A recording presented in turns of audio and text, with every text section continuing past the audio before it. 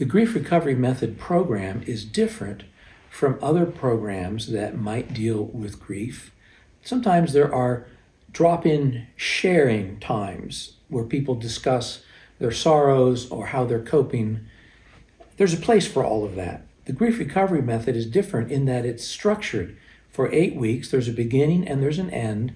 Each week we learn some new concept that helps everyone deal with the grief and loss they're experiencing. Grief Recovery Method is led by a certified specialist like myself. Also, the first 4 weeks of the Grief Recovery Method, we deal with what we call discovery, learning about all sorts of things about how grief affects us and how we can respond to that.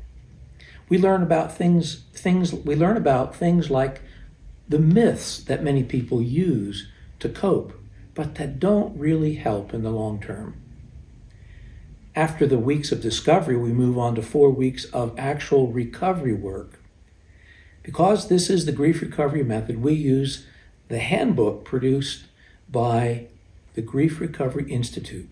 Everyone who signs up gets their own copy of the handbook. I hope you'll sign up.